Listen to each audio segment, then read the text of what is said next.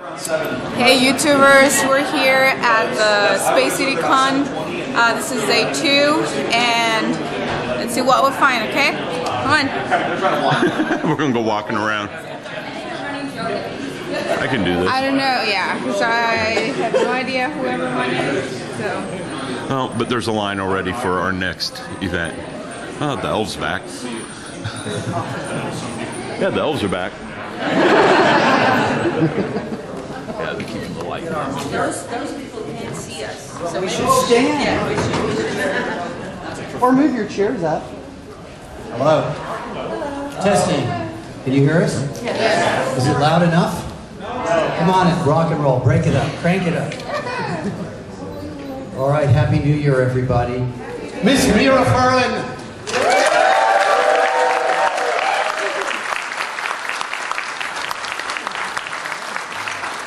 We live for the one. We die for the one. I'm Danny Bonaducci. Or not. See, this is what I love about it. Who's that? Never mind. Mumy here. Another planet. Did you know that? So here we are. First of all, it's nice to be here at this Galveston Island show. I'm starting a new year, and everybody's been treating us nice, and it's a beautiful environment that we're in. Obviously, you guys probably watched Babylon 5. Because if not, we're in trouble. So yes, so that's a little dance we did together for 5 years. Mira even a little longer than that, and the pilot and everything. And I guess what's going to happen next is you guys will start raising your hands, and we'll chat about the things you wish to chat about, secretive or public. And over here, first guy up. There you go, Mr. B5 in the shirt. Shout it out, buddy. I was rewatching that. It's probably your most beloved scene in the entire series was the few lines in Severed Dreams where you turn the entire Earth Force fleet on its heel. Yeah. I have to believe that was a scene that you spent a lot of time working on, preparing, and thinking about how do I want to deliver this scene? Or did you just go with your head?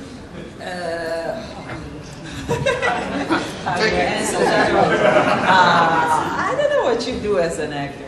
I think it's I don't know, 80% instinct, I would say, or instinct and emotion, and just the feeling. And then you do it. You jump into it. What would you say?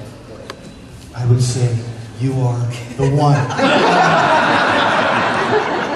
Well, here's one of the things about Babylon 5. I've worked on a lot of different projects over a long time in television, and we were very, very lucky in Babylon 5 in the sense that Joe Straczynski's scripts would arrive to us usually 2 or 3 weeks in advance of being filmed, and they would rarely change.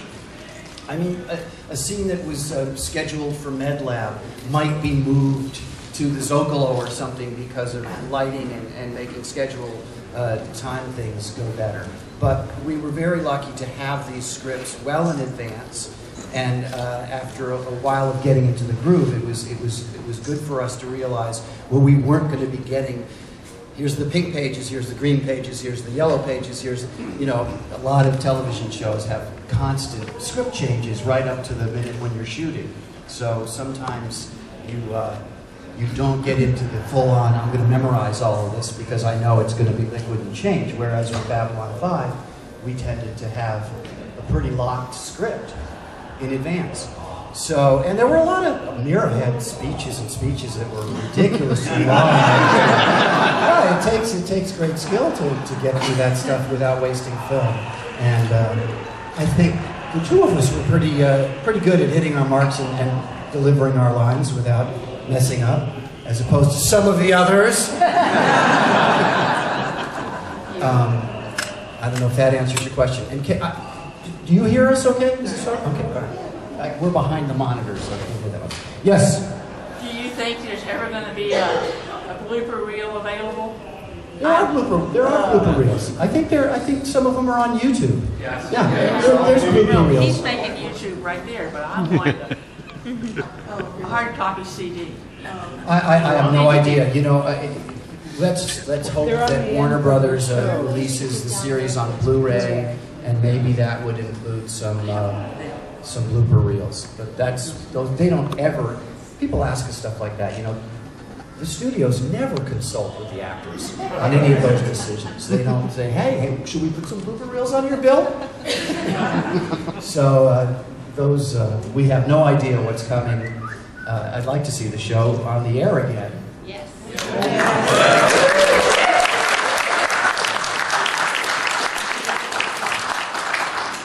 they do go on the air, who's going to play Jimmy Carter? Oh no, I don't mean I'd like to see the shows revamped with a new cast. I just like to get some residuals. That's what I'm talking about. A little sushi money.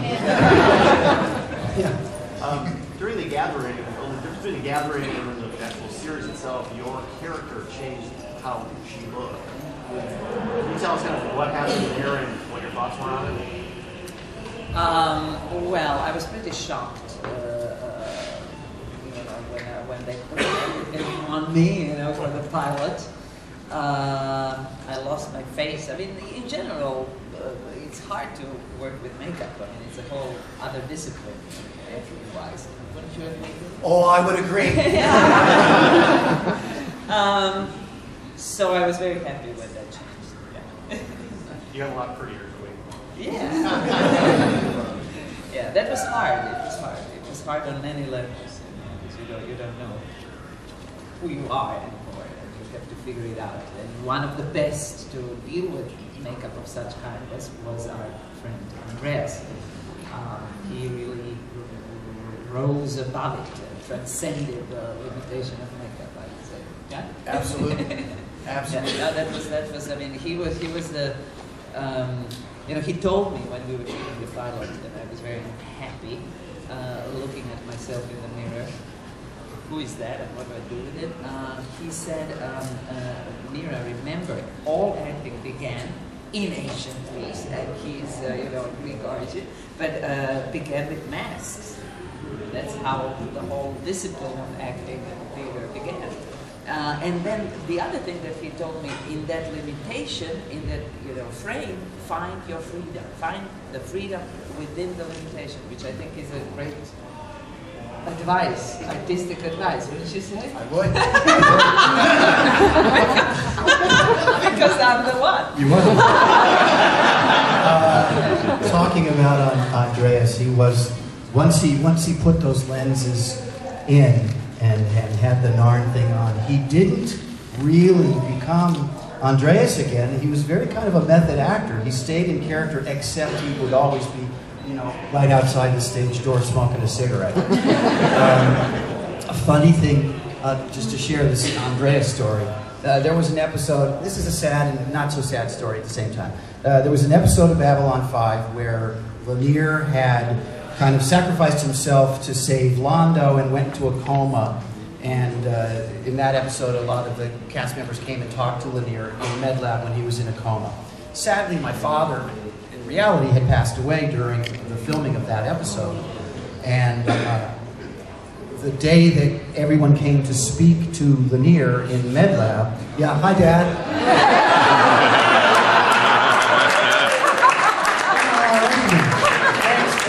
Good, Dan. All good. Okay. Hi, Andrea. Well, it's both of them. They had all the power there. Okay. Yeah, good. Anyway, so during the day that people came to talk to Lanier in MedLab, I wasn't there. I was at my dad's funeral, and they had made a head cast of Lanier. So it's not really me, it's just a cast of my face underneath this mannequin body.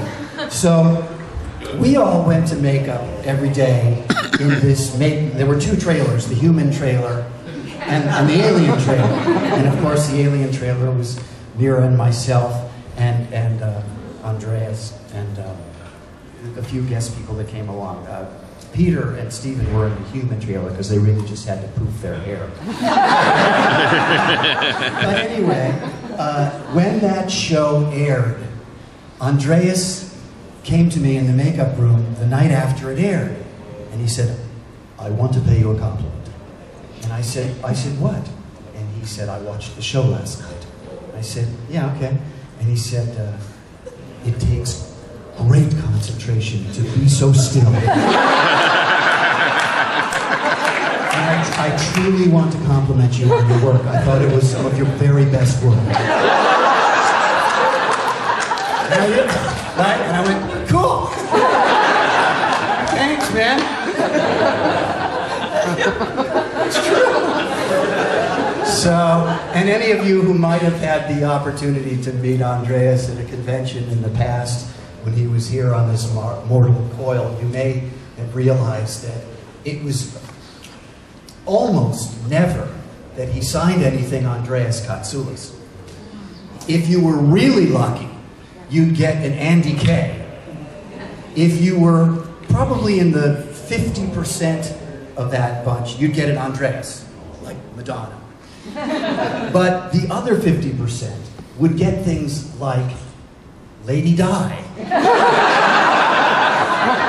Winston Churchill. It's the truth. Only telling the truth, buddy. Anyway, he was a very, very talented actor and a sweet guy and a soulful man, and we had the pleasure of making a blues album together with Claudia and Peter and he and Andres, and he brought that to a very high level in the tunes that he participated in. He was very hesitant to be a part of that album, yet he definitely, in my opinion, shines the brightest on that record. Okay, let's see who else can make the lights go off. Personal experience, and then I'll pass this communication device onto the mighty Mira. So I auditioned for Babylon 5, and actually I was under the impression that it was a guest shot, you know, like a week's work. So I went in, and I had, you know, the few sides of 6 pages or something, and I knew that the character had been raised in a monastery and was kind of a spiritual and shy young character. So I consciously auditioned for him, modeling the character of Lanier a little bit after Carradine's kung fu character of Cain, and tossed in a little Huckleberry Finn. But that's the truth. It was a conscious choice to play him like Cain for the audition, but with a little spark of spunk. So then I get the phone call from my agent, who was not an impressive agent at that particular point in time, to tell you the truth. Anyway, I get this phone call saying, "Yeah, you got the gig," and I'm going, "Great." And he goes, "And it's a 5-season deal. They want you as a series regular." And I went, "Oh, I didn't know that." And my wife Eileen was pregnant with our daughter Liliana at the time. Our son Seth was about 4 years old, and this was good news, right? Okay, you're getting a series. Of course, when you get a series, you think, well, maybe it'll go 13 weeks or something, and that'll be good. You don't really project 110 episodes of a television series when you first jump into it. But I said to my agent at the time, "This guy's not a human. What does he look like?" And the agent's like, "Who cares?" Right? And, you know, having grown up on Lost in Space and done quite a few science fiction projects in my day, I cared. So I said, well, find out what the guy looks like, you know, because everybody's different. But I personally, obviously I need glasses, but I'm not good putting lenses in my eyes. And I said, well, you know, if this guy's got, you know, weird blue lenses in it, whatever. I said, I can't put lenses in my eyes. And because the Minbari look in the pilot Movie of the Week episode was changing pretty dramatically, dramatically from that pilot to where we were at in the first season. They wouldn't send me a photograph of the Minbari because they said, well, it's not going to look like that. We don't want to send him that. Well, finally, and this is something I had never really done in the past, I called John Copeland, the producer. I said, hey, John, Mumy here. I hear we're going to try to make a deal here. That's great, but what's this guy look like? He says, oh, it's no big deal. I said, okay, well, how long am I going to be in the chair, in the makeup chair? Because that tells you a lot. He goes, about an hour. Come on, bring on the lights.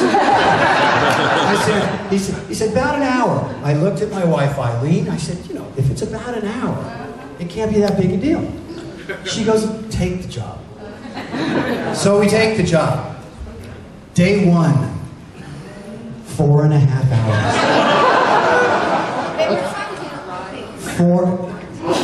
Episode 2, 4.5 hours. Okay, so day 1, 4.5 hours, I'm freaking out.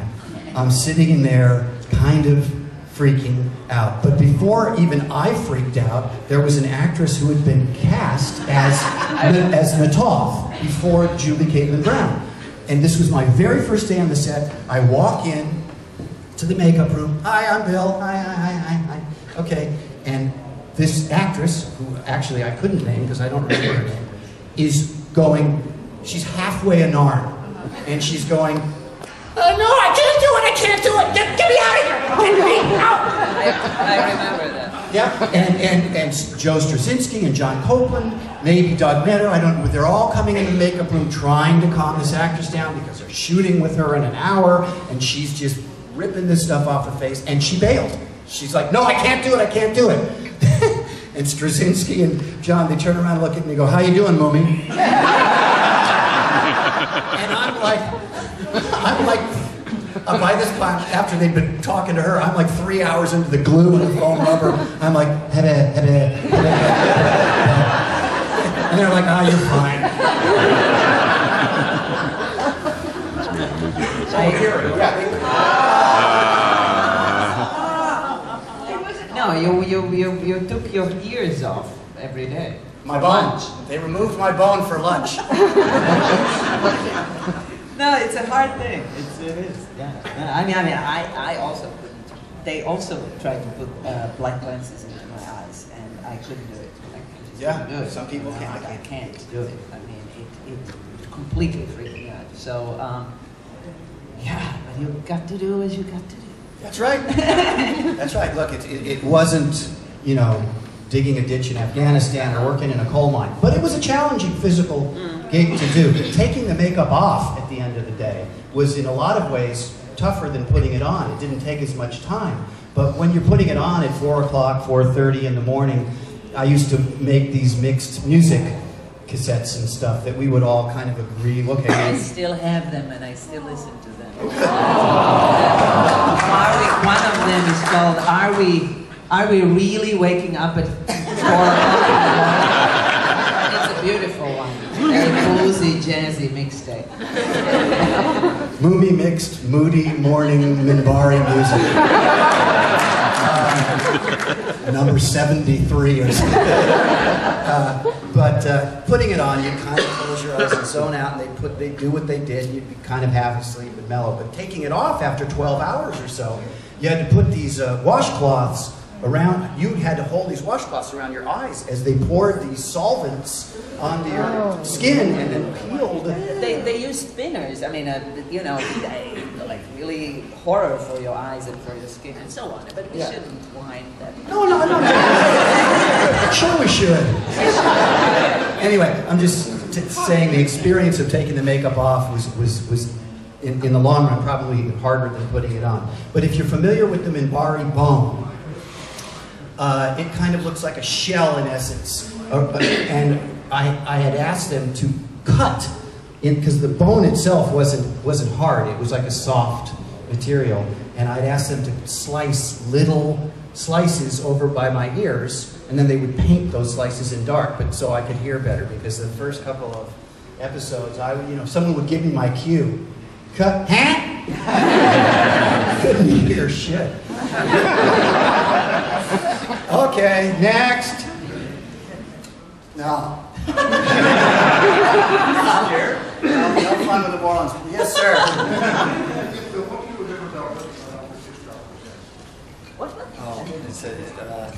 It's not really a Minbari story. I'll tell you what, come to my table afterwards, I'll tell you the Alfred Hitchcock story. It takes up 5 minutes and I don't want to do that to Mira. Yes, sir. On the episode with June Lockhart, were you guys able to kind of look at each other like, Here's a story, and it's a shame that we didn't get to do that. Obviously, having June and myself on Babylon 5 was a great treat for both of us and any Lost in Space fans. We had 2 different ideas that we were going to do. One was simply Lanier walking past her during the hall, and then we both.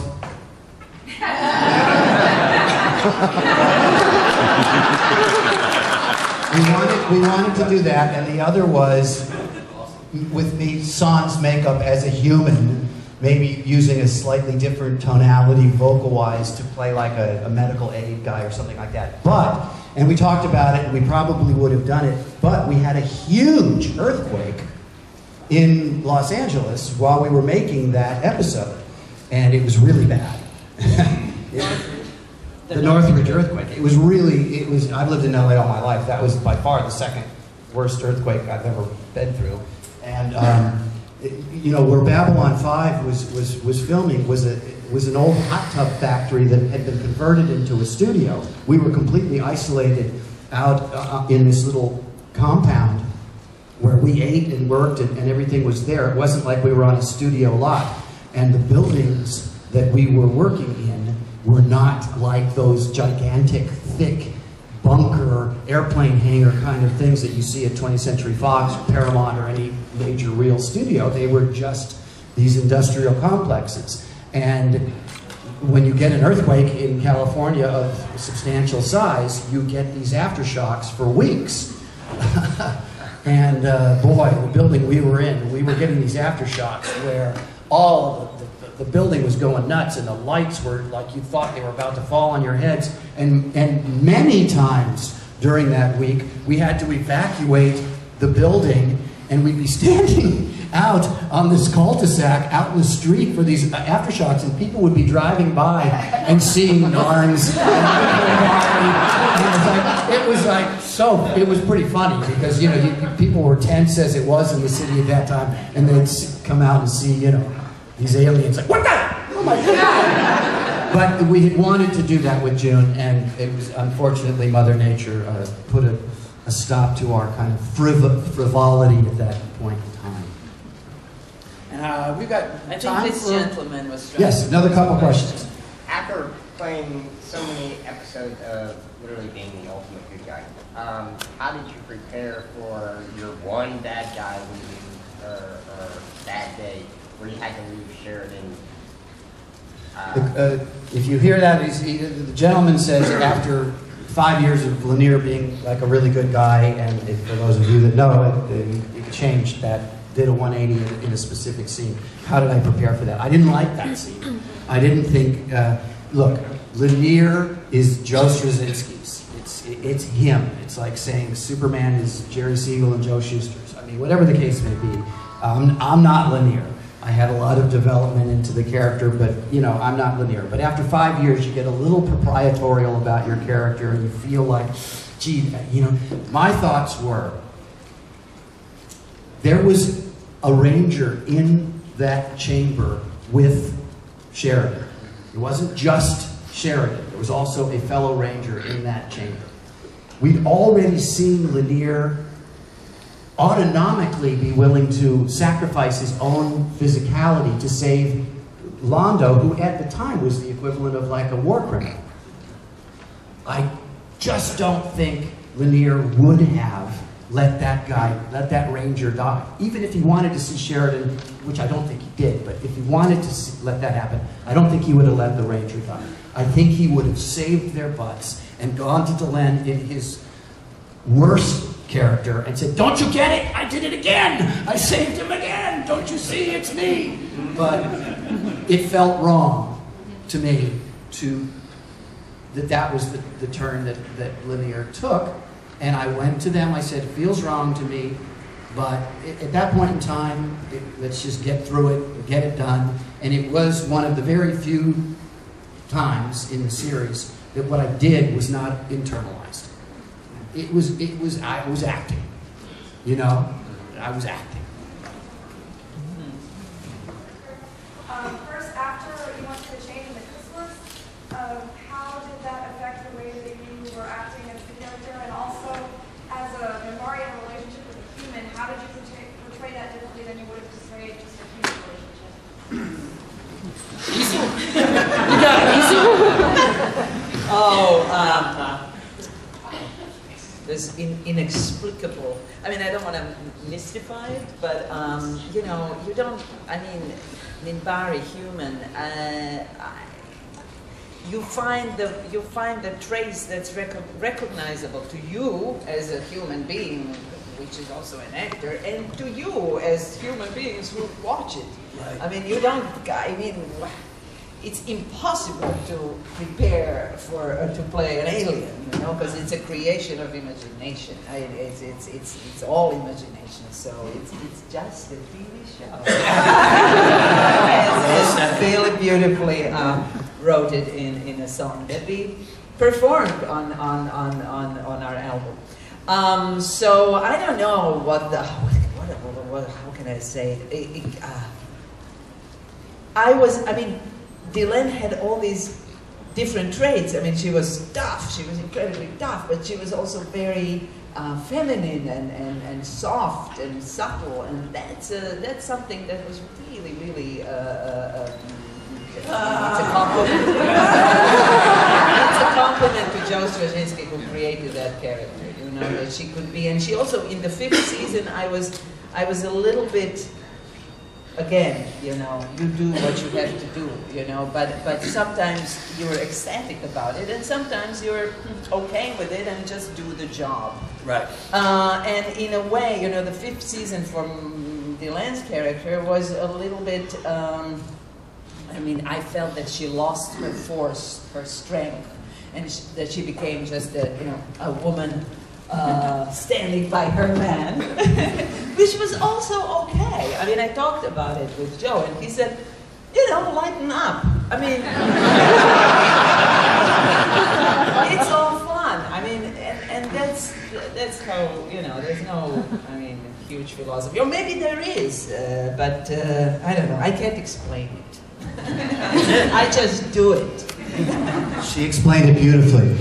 We're going to wrap this up. We're going to have a whole Babylon 5 cast panel later this evening. I hope you guys will come. We'll certainly be happy to answer your questions. We're going back to our little table things where we can entertain you with more tales of that your questions might be, and we have goodies for you should you wish to purchase them. I just want to say one thing.